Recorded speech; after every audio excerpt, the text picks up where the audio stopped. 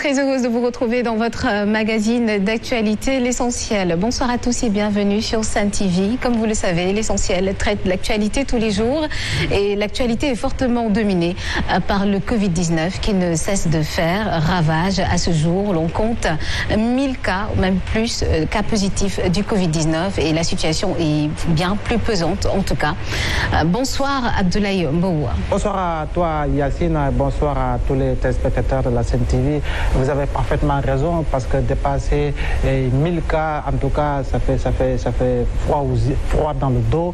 Il nous faut impérativement aller dans le sens de mieux respecter les gestes barrières, mais également les règles édictées par l'autorité centrale et les autorités sanitaires.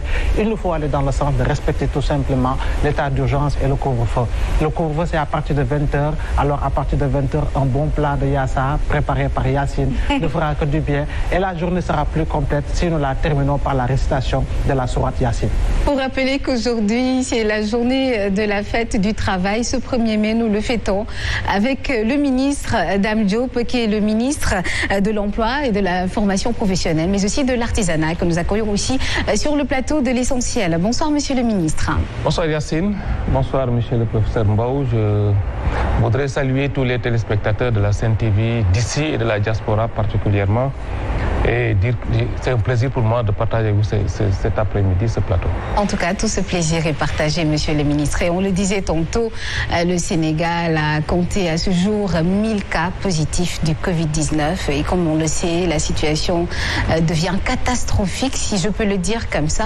Quelle est votre analyse face à ce fléau? Et comme on le sait en tout cas, vous n'êtes même pas expert dans ce domaine, mais on a quand même besoin de savoir ce que vous en pensez. Oui, je vous remercie. Je pense que 1000 cas, c'est un chiffre symbolique qui doit quand même nous amener encore à réfléchir. Comme je disais tantôt, les plus hautes autorités du pays ont pris les mesures qu'elles devraient prendre pour nous protéger. Je rends un hommage particulier au personnel de la santé pour le travail titanesque qu'ils font et aux forces de défense et de sécurité. Je pense que le reste, c'est nous, nous Sénégalais, qui devons avoir un comportement citoyen. Parce que le virus ne se déplace pas lui seul, il se déplace à travers nos personnes. Raison pour laquelle nous devons mesurer la gravité de l'heure et respecter les mesures barrières qui sont édictées par les plus hautes autorités de ce pays. Je pense qu'il ne dépendra que de nous de stopper cette pandémie au Sénégal. Nous avons de grands experts sanitaires qui travaillent d'arrache-pied et nous devons leur faciliter la tâche en respectant ces mesures-là. C'est l'appel que je lance à tous les Sénégalais, à tous les compatriotes, de respecter les mesures sanitaires, mais aussi de respecter les mesures des forces de défense et de sécurité. Il est inacceptable que les gens puissent brûler le couvre-feu, se déplacer d'une région à une autre, transporter le virus, se contaminer et contaminer leur famille et leurs parents. Ce n'est pas normal. Je pense que les gens doivent avoir raison gardée et respecter ces mesures. C'est la seule façon aujourd'hui qui nous permettra de nous prémunir de cette pandémie.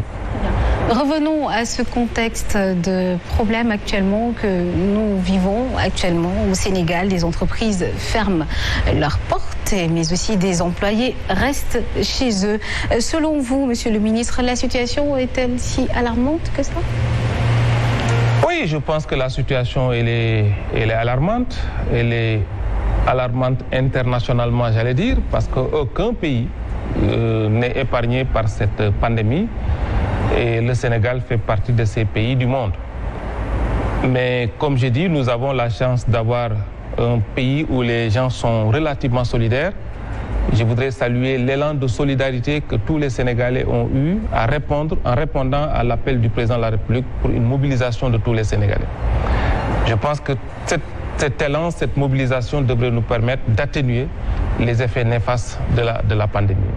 Je pense que ce qui est aussi important pour les entreprises, c'est le soutien de l'État qui est aujourd'hui aux côtés des entreprises, aux côtés des travailleurs, pour permettre à ces entreprises, ces travailleurs de traverser cette difficulté.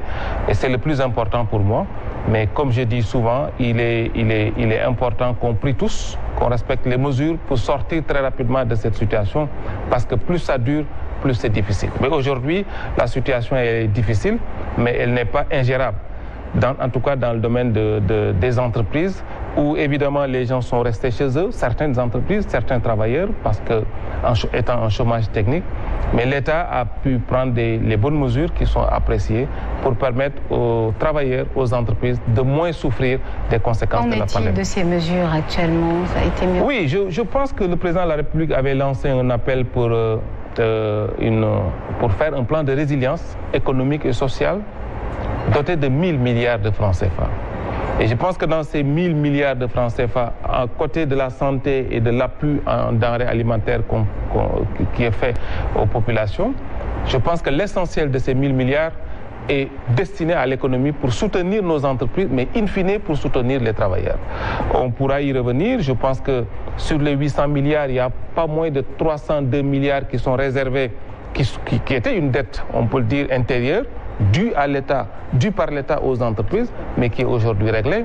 Mais d'autres segments, tels que la mise à disposition de 200 milliards de francs CFA à travers le secteur bancaire, qui permettrait aux entreprises d'aller lever des fonds pour faire face à leurs charges de fonctionnement, mais particulièrement à leurs charges de personnel. Et je voudrais saluer ici aussi, aussitôt après la loi d'habilitation votée par l'Assemblée nationale, la première ordonnance prise par son Excellence, Monsieur le Président de la République, était de protéger l'emploi, en interdisant de licencier les travailleurs dans ce contexte de Covid-19. Je pense qu'il faut le saluer. C'est une manière de soutenir notre économie, si on sait qu'au Sénégal, tout travailleur a moins de 10 personnes derrière lui. Je pense que c'est encore soutenir les Sénégalais à côté des autres mesures qui sont prises. Qu'en pensez-vous, Abdoulaye Mbow? Oui, monsieur le ministre a parfaitement raison et je dois dire qu'il occupe un département aujourd'hui stratégique, pour ne pas dire incontournable. Et quand on sait que l'activité économique, justement, est soutenue par la main-d'œuvre, et qui dit main-d'œuvre, justement, parle de travailleurs, mais qui dit travailleurs parle d'emploi, mais également d'employabilité. Au Sénégal, c'est pratiquement chaque année près de 200 000, si je me trompe, 200 000 demandeurs d'emploi qui viennent sur le marché annuellement, ce qui veut dire que c'est assez énorme. Mais aujourd'hui, je crois bien que nous sommes en train de résorber un certain déficit en termes d'employabilité avec le département occupé par M. Dame Diop aujourd'hui. Le problème qui se posait, je crois bien, est en train d'être réglé. Parce qu'avant, c'était des diplômés qui sortaient de la faculté des lettres et sciences humaines, majoritairement, ou d'autres facultés, sans avoir entre les mains, justement, un outil de travail. Aujourd'hui, que l'on développe, justement, d'autres métiers à travers, justement, des écoles de formation, des start-up, etc. Je crois bien que c'est une bonne démarche qui pourrait, justement, permettre aux jeunes Sénégalais, aujourd'hui, de pouvoir s'adapter et de pouvoir trouver le créneau dans le milieu du travail, surtout dans le cadre de l'entrepreneuriat, parce que nous sommes impactés par le Covid économiquement, sanitairement et socialement. Il est impératif que l'on pense aujourd'hui à l'après-Covid, parce que les puissances économiques aujourd'hui sont fatiguées et certaines sont entrées en récession économique, telle que la France. Les États-Unis aujourd'hui ont perdu beaucoup plus de personnes qu'ils n'ont perdu durant la guerre du Vietnam, ce qui veut dire que c'est une pandémie avec toutes ses conséquences économiques. Donc à nous de nous préparer et mieux nous préparer, autrement dit travailler dans la parfaite entente et dans la concertation pour trouver les meilleurs chemins afin que la jeunesse sénégalaise ne puisse pas demeurer une jeunesse qui trempe dans le chômage, mais une jeunesse qui a un métier justement au bout des doigts. Parlons de travail, on va dire, les 1 million justement d'emplois que le président de la République en tout cas a promis par rapport à son quinquennat. Est-ce qu'il ne risque pas de recevoir d'un choc venant justement de cette crise? Oui, comme j'ai expliqué, je suis tout à fait en phase avec M. Mbow sur ce qu'il disait, que nous avons à peu près 200 000 jeunes qui arrivent sur le marché du travail tous les ans. Mais je me plais souvent de rappeler c'est quels 200 000 jeunes, c'est exactement la situation qu'il a décrite. C'est des jeunes qui ont fait des études littéraires, des études générales, et malheureusement qui ont des diplômes mais qui n'ont pas de compétences. C'est vrai. Et c'est tout le sens quand même de la politique de formation professionnelle que nous voulons mettre aujourd'hui. Et l'articulation, comme j'explique souvent, entre l'artisanat et la formation professionnelle pour régler la question de l'emploi. Donc il est important, comme je dis, le Covid-19 doit être une opportunité pour des pays comme les nôtres. Et on a des prémices aujourd'hui, parce que si on regarde un peu comment les jeunes Sénégalais, le Sénégalais lambda se débrouillent face au Covid en faisant preuve d'ingéniosité, de créativité, je pense que c'est des prémices que nous devons, en tant qu'État, accompagner. Maintenant, sur le million d'emplois, je pense que, naturellement, tous les pays seront impactés. Le Sénégal ne peut pas être à l'écart de cela. Et les experts parlent quand même des hypothèses les plus optimistes, parce que dans le monde, on compte un peu moins de 200 millions de chômeurs, 199, 190 millions de chômeurs. Mais les hypothèses les plus optimistes parlent d'une augmentation de 5 millions de chômeurs sur cela. C'est les hypothèses les plus optimistes. Les plus pessimistes parlent d'à peu près de plus 27 millions de chômeurs encore. Ça veut dire que le Sénégal ne peut pas échapper à cette règle. Mais je pense que le million d'emplois que le président avait promis, il faut le rappeler, c'est surtout pour renverser la tendance en termes de formation. Parce qu'aujourd'hui, beaucoup de jeunes Sénégalais ont pensé que avoir un emploi, c'est être derrière un bureau. Avoir un emploi, c'est faire des études longues et avoir des diplômes. Mais on n'a pas de compétences. Le président de la République a voulu renverser la tendance en misant sur la formation professionnelle des jeunes, en leur donnant un métier, mais surtout en leur donnant les capacités d'entreprendre. Parce qu'aujourd'hui, la question de l'emploi dans nos pays, au Sénégal et dans les pays comme les nôtres, ne peut pas se régler par l'emploi salarié, encore moins par les emplois donnés par l'État. Le rôle de l'État, ce n'est pas de donner un emploi. Le rôle de l'État, c'est de mettre le cadre, d'accompagner les jeunes en termes d'entrepreneuriat, en termes de formation, en termes d'accompagnement non financier, en termes d'accompagnement financier pour leur permettre d'entreprendre. C'est tout cela qui sous-tendait un peu la promesse du président de la République de faire 1 million d'emplois. Bien évidemment, comme j'ai dit, les conséquences du Covid feront que nous devrons nous ajuster dans tous les domaines, particulièrement dans le domaine de l'emploi. Mais moi, je suis optimiste, comme j'ai dit tout à l'heure, optimiste pour que les emplois que nous allons créer seront plutôt des emplois seront plus des emplois dans le domaine de l'entrepreneuriat. Ce ne sont pas des emplois salariés, mais dans l'auto-emploi. Et il est donc possible, dans la tendance que nous avons aujourd'hui, les mécanismes que nous avons, au besoin on y reviendra, en termes de formation, de renforcement de capacité de l'accès à la formation professionnelle, des modalités de formation professionnelle qui existent, des formations courtes, qualifiantes, qui permettent aux jeunes d'avoir un métier et de rentrer dans le marché du travail. La question de l'entrepreneuriat qui est prise en charge dès le début de la formation professionnelle, les dispositifs d'accompagnement financier tels que l'ADER devront nous permettre de réduire les risques qu'il y a d'atteindre ce million d'emplois dans le quinquennat du président Macky. Alors, Monsieur le ministre, aujourd'hui, le 1er mai fait du travail sous l'emprise justement du Covid-19, mais cela ne va pas quand même nous empêcher de parler des opportunités d'emploi qu'offre votre département aux jeunes justement qui sont en quête d'emploi. Qu'est-ce que vous leur dites? Alors moi, je leur dis souvent deux choses. Il faut d'abord avoir un métier. Il faut aller se former. Si vous voulez être caméraman, vous ne l'êtes pas du jour au lendemain.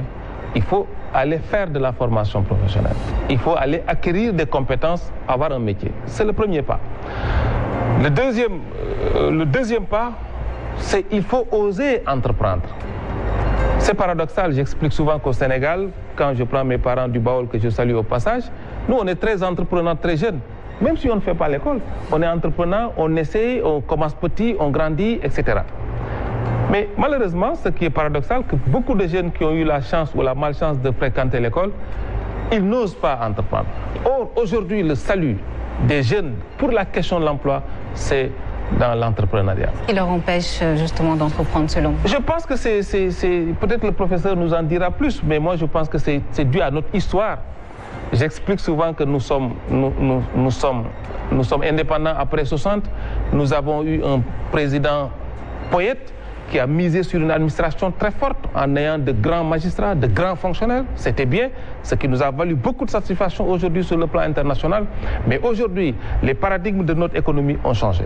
Nous avons besoin dans notre économie de jeunes qualifiés, d'ouvriers spécialisés, d'ouvriers seulement pour porter notre économie qui, pour moi, s'adosse sur l'agriculture, comme le PSC le dit, mais s'adosse aussi sur les secteurs du secondaire tels que l'industrie, le pétrole et le gaz, pour ne citer que cela. Donc, il faut que les jeunes, sur ces métiers-là, acceptent d'aller étudier, d'aller apprendre, d'avoir un métier, mais osent aussi entreprendre parce que les mécanismes existent pour leur donner et la formation, et l'accompagnement en entrepreneuriat, et l'accompagnement non financier, et l'accompagnement financier pour leur permettre. Le reste, c'est une question de volonté, il faut y croire et il faut aller dans ce sens. En termes de justement de taux de chômage, le ministre il a parfaitement raison parce que l'Organisation internationale du travail, l'OIT, déjà prévoit que la moitié des salariés à travers le monde vont perdre leur emploi, risquent de perdre leur emploi. Ce qui veut dire que l'ampleur des dégâts causés par ce virus sournois et vicieux, justement, est sans limite.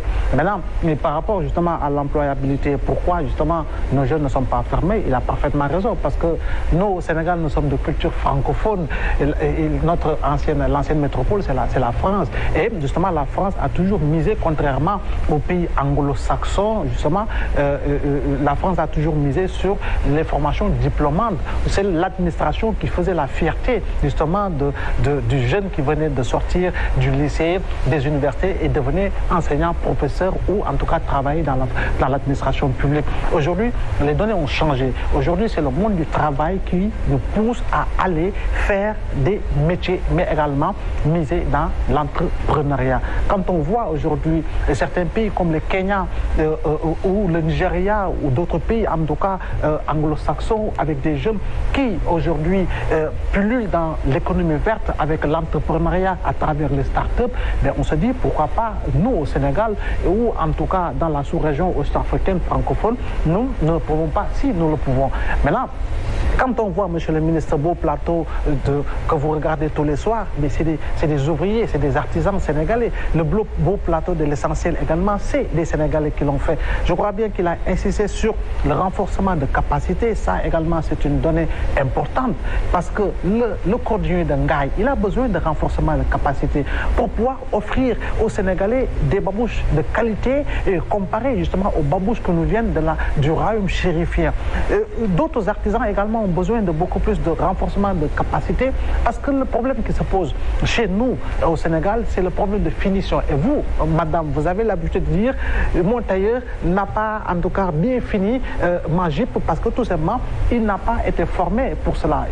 Il a appris le métier dans le temps et justement, comme je le disais, le département de l'emploi, etc., c'est un département stratégique à l'heure où nous voulons insister sur le niveau, non pas d'emploi, mais plutôt d'employabilité des jeunes. Mais pourtant, monsieur le ministre, le Covid-19 a fait éclore des talents parce qu'actuellement, on voit des jeunes qui sont en train de créer des gels hydroalcooliques, excusez-moi, mais aussi des créations qui vont nous protéger certainement de ce Covid-19. Qu'en pensez-vous? Oui, tout à fait. J'expliquais tantôt que cela montre un peu l'ingéniosité de nos jeunes Sénégalais quand on voit tous les prototypes de masques faits par des artisans, de dispositifs de lavage des mains, de robots qui sont en train de servir les personnes qui sont confinées. Je pense que c'est pour ça que je disais tout à l'heure que je reste optimiste quant au Covid-19 qui va permettre de déclencher cet esprit entrepreneurial qui sommeille en nous en tant que Sénégalais. Donc je n'ai pas de doute qu'il y aura des perturbations certes dans le domaine de l'emploi dû au Covid pendant un temps donné, mais ça va aussi faire éclore d'autres talents qui permettront non seulement d'être employé, mais d'être un employeur.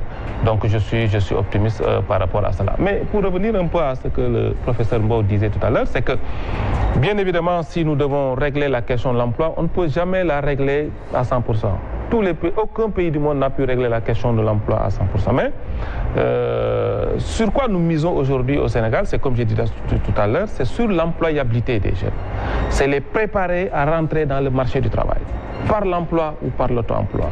Et ça passe par la formation professionnelle d'abord, et sur des métiers nouveaux, parce que les experts expliquent que 80% des métiers d'ici 2030 ne sont pas encore connus. Et je pense que le Covid nous a permis de découvrir d'autres types de métiers aujourd'hui qu'on ne connaissait pas ou qu'on ne considérait pas comme des métiers. Je pense que donc cela passe indéniablement par la formation de notre jeunesse. C'est la raison pour laquelle notre département a, sur instruction du président de la République, décidé d'élargir la carte de la formation professionnelle. Le président nous a instruit de construire 45 nouveaux centres de formation dans chaque département du Sénégal. Sur ces centres de formation de dernière génération, sur des métiers nouveaux, tels que l'agriculture au sens large, nous n'avons jamais eu d'offre de formation courte, qualifiante dans le domaine de l'agriculture. On a eu des ingénieurs, on a eu des techniciens supérieurs en agronomie, mais on n'a jamais eu d'ouvriers agricoles formés.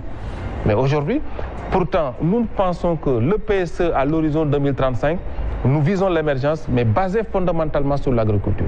Dieu merci, nous avons du pétrole et du gaz, mais nous ne pouvons pas faire, entre parenthèses, le développement de l'agriculture au sens large. Et ça passe par une formation de notre jeunesse, qui deviennent des agriculteurs professionnels, qui ne sont pas des cultivateurs du dimanche, comme on le connaît, ou bien qui sont cultivateurs de père en fils. C'est ça la volonté que nous avons, de faire des agriculteurs modernes au sens large. Quand je dis agriculture, c'est l'agriculture, la pêche, l'élevage, tous les métiers annexes et connexes à l'agriculture, qui sont des niches incalculables d'emplois. C'est la raison pour laquelle les 45 centres de formation qui vont être installés dans le pays devront nous permettre de faire des offres de formation nouvelles pour préparer notre jeune, non pas pour leur donner un emploi sur un plateau d'or, mais pour leur donner une employabilité qui leur permettra d'entreprendre et d'avoir un métier. Très bien. Revenons un tout petit peu sur les ports de masques. Actuellement, on en voit divers, des couturiers se mettent justement à confectionner des masques qui, on ne sait, est-ce que les normes sont vraiment respectées, même si on sait quand même que le secteur de la couture a été fortement impacté par le Covid-19. Est-ce que vous pensez justement que ces masques sont appropriés? Oui, je pense que les techniciens de la santé, tous aujourd'hui, l'État même a pris la décision de faire du port du masque une obligation. J'imagine que c'est parce que, au stade où nous sommes, le masque peut nous prémunir de ce Covid, de ce virus-là. C'est la raison pour laquelle nous, en tant que ministère en charge de l'artisanat, nous avons pensé, anticiper sur cela. Pas faire n'importe quel type de masque, mais c'est faire des masques normalisés. Le secteur de la couture est impacté, vous l'avez dit, c'est la raison pour laquelle nous n'avons pas jugé nécessaire de faire les masques par des industriels. Aujourd'hui, nous avons un programme dans le ministère qu'on appelle 1 million de masques, que nous avons répartis sur l'ensemble des artisans du territoire sénégalais. Et donc tout le Sénégal, ce n'est pas seulement dans Dakar. Ce n'est pas seulement à Dakar. Dans toutes les régions, nous allons... C'est une manière de soutenir ces couturiers, c'est une manière de soutenir les artisans. Les masques qui sont vendus à 200 francs, 300 francs, nous les avons étudiés avec l'Association sénégalaise de la normalisation qui nous ont donné les normes qu'il faut respecter pour faire des masques de qualité. Et nous avons décidé de faire travailler les couturiers pendant cette période, qui devront peut-être aller à l'assaut du marché international. En tout cas, nous y travaillons. L'objectif pour nous, c'était 5 millions de masques, permettre aux artisans de faire des masques, de gagner un peu d'argent dans cette période, de faire des masques de qualité, mais de leur ouvrir aussi les perspectives d'avoir un marché local, mais aussi un marché sous-régional, voire international. Parce que pour nous, il n'y a pas de sens que le Sénégalais qui est à Sédhiou puisse venir à Dakar pour chercher un masque.